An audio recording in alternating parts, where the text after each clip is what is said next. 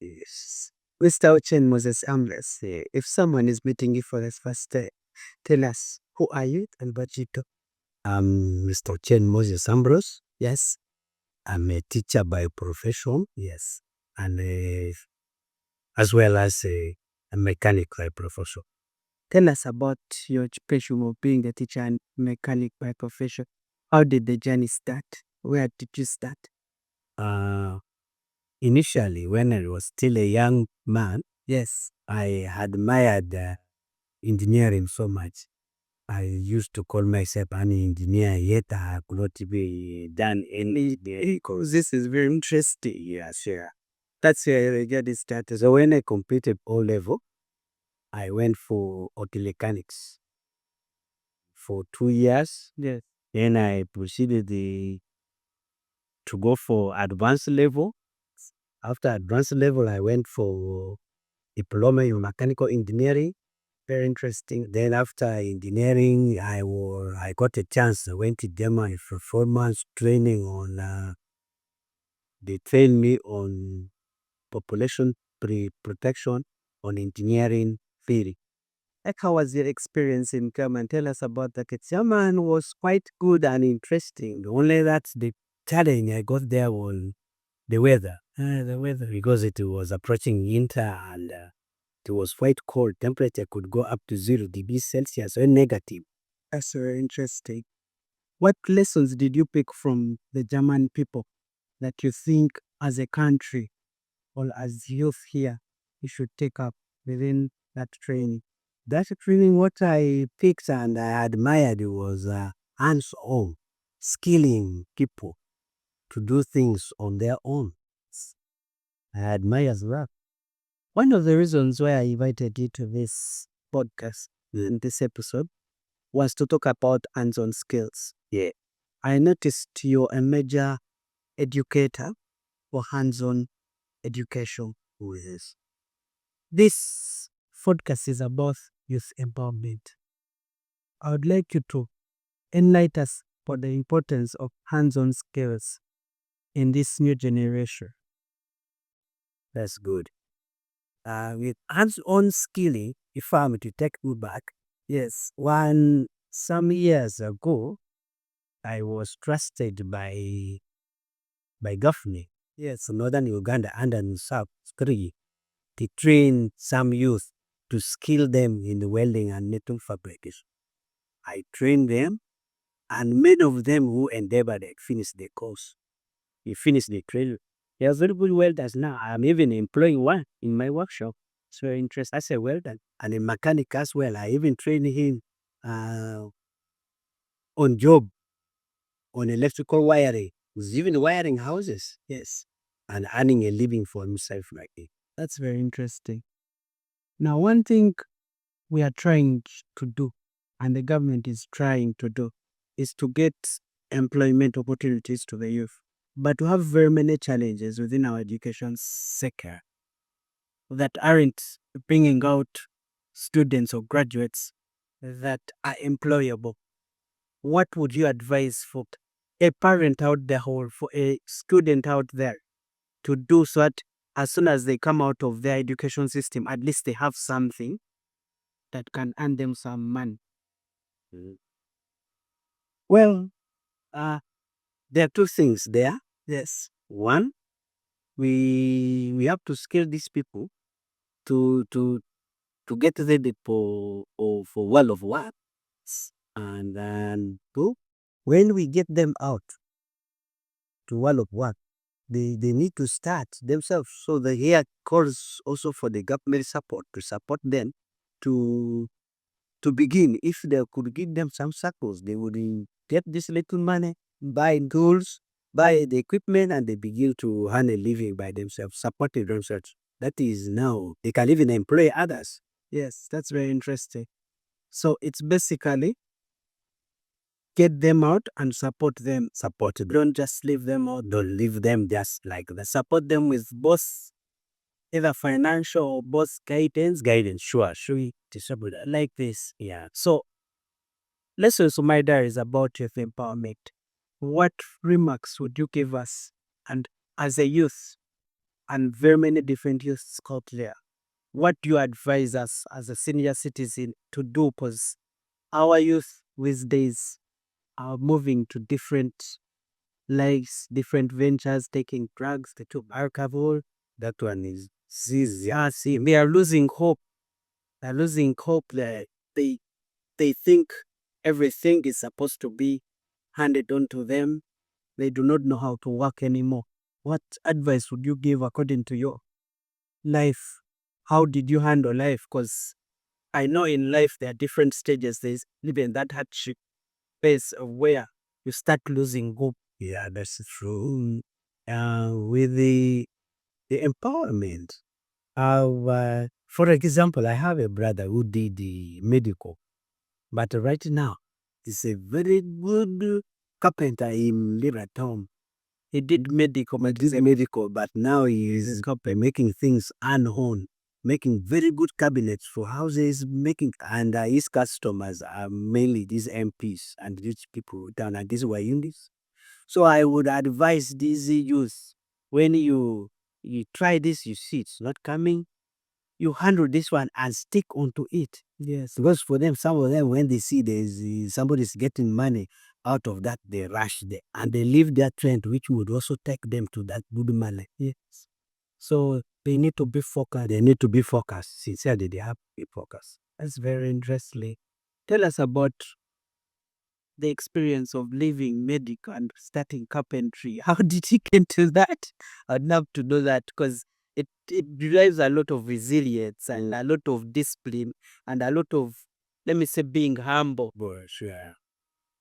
For him, what I've seen, because he had easy shops for the, he was making pools, his pool tables. Yes.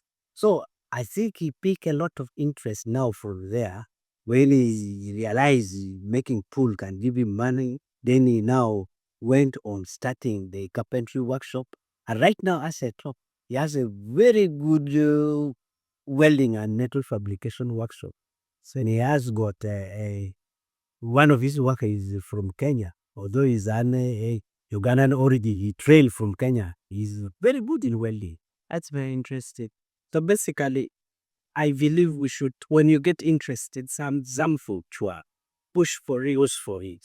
I like, and maybe you again, it may be your path, because sometimes we stick up one challenge, us we stick up you after you graduate, we think I need to do what I graduated. Yeah.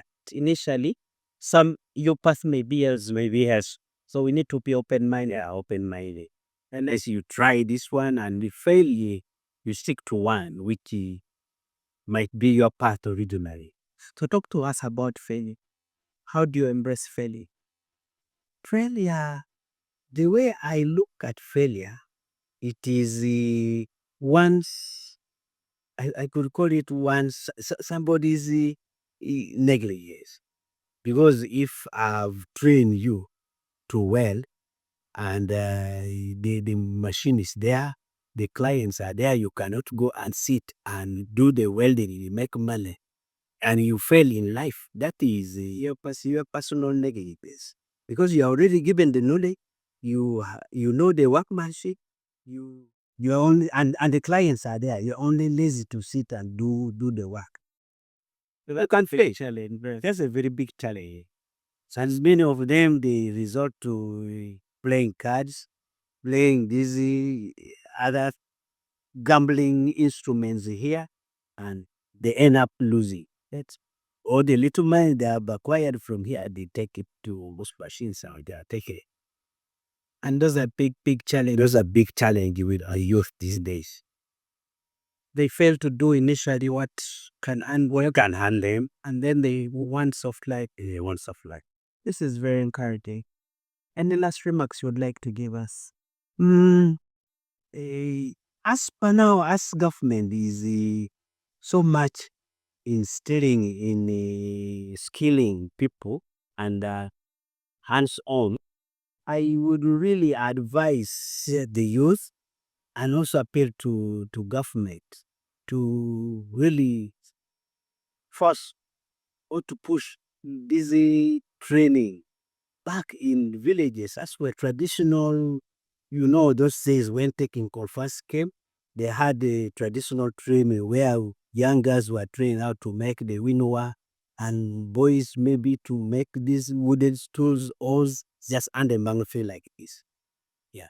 So if those things could be brought back, those training centers, somebody goes there to learn a skill which he can use it for doing some tangible work, would be better. I like this. And the country would move.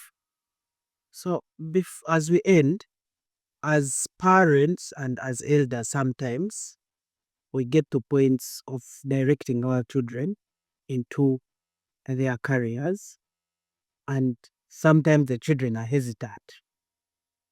What advice would you give to youth to listen more to their parents and not to be hesitant on career paths?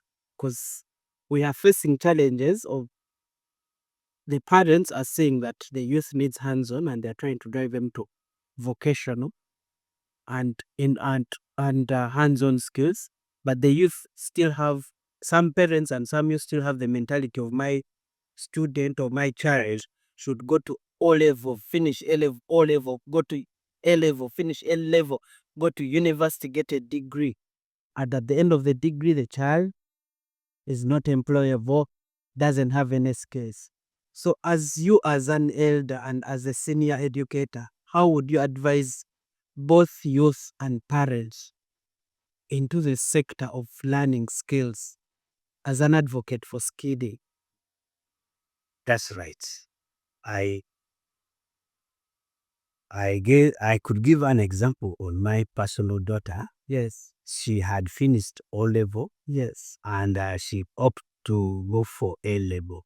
And when I called her back from Kampala to come and take some skills training, yes, she came back, did electrical engineering, national certificate, and when she went for industrial training and got now the sweetness of hands-on, is wiring houses, climbing poles. Well, one time I called her, we were in a taxi with her. I asked her, Nori, uh, do you still need to go for A level? She says, Dad, you leave that now.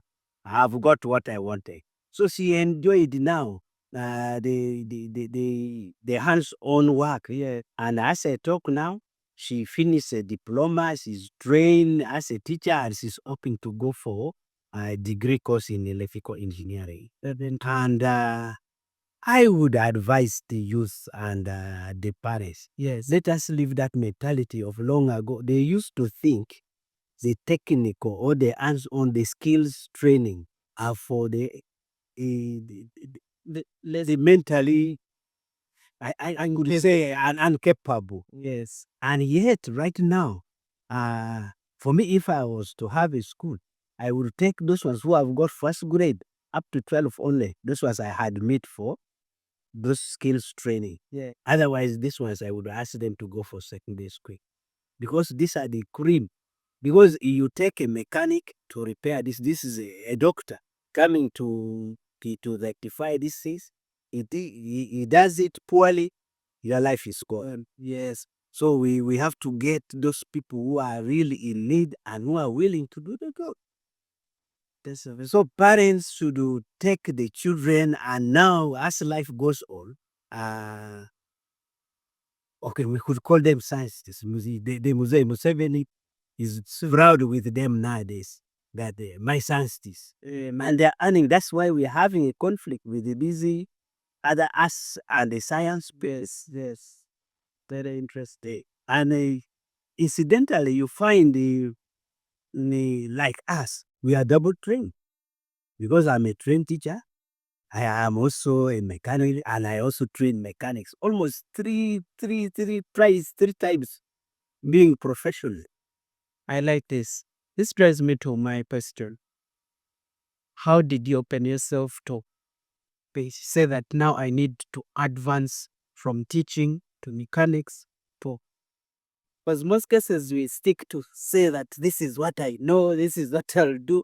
How did you get that open minded? What encouraged you? I personally, when I trained as a mechanic, I admired those who were teaching me, and they could ask us to at least practice, calculate some examples on the board. Yes. I could do it proudly and get the answer correct. Then they will say, "Yes, you make a very good teacher," and for sure they have made me a very good teacher. They encourage me, and two, uh, I feel proud because when I move anywhere in the country, I get at least a child out tree. That's right, and they become very happy. There was a time I was coming back from Nairobi. I got one in a bus. He was too up. I taught him in Masaka. Take him go. When I went for school practice, I was very happy with the day. This is very, and he was coming from South Africa. Imagine, this is very interesting.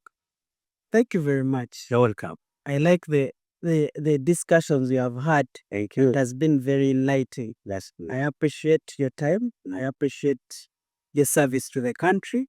And I appreciate you for giving us such good knowledge into the fields of skilling. But then, before we leave, Listens to My Diary, which is the podcast on YouTube, we talk about wealth, health, and wellness.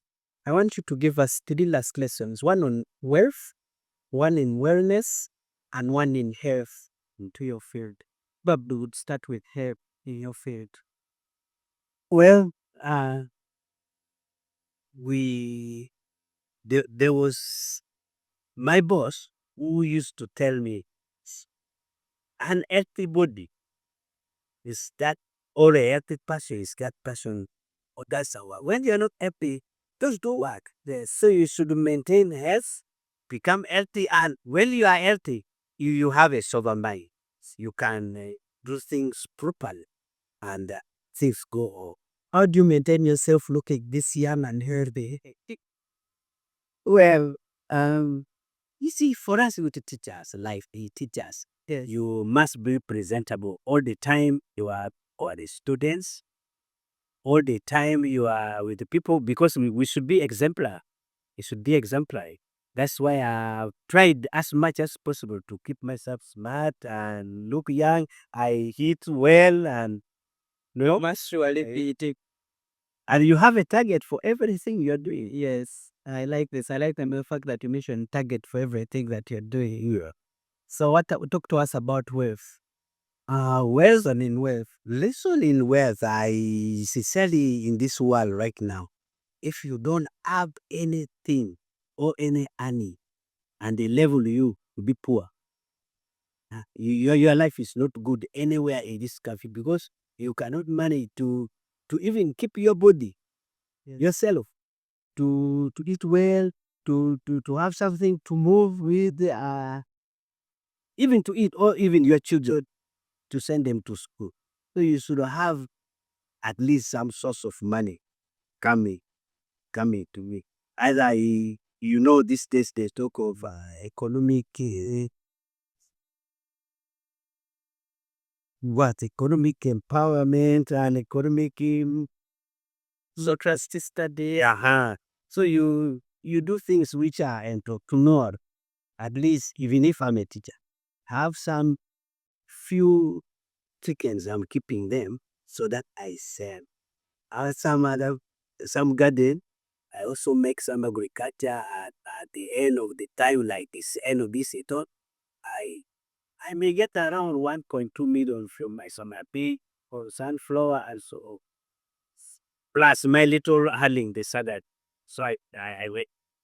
Some wealthy person, you can think up, like, to develop yourself, to develop the children and family, and even the country. Yes. Thank you very much for such a great lesson. I like the lesson on entrepreneurship. Despite you having any other career, you have some side entrepreneurship. Yeah, some side own business. Thank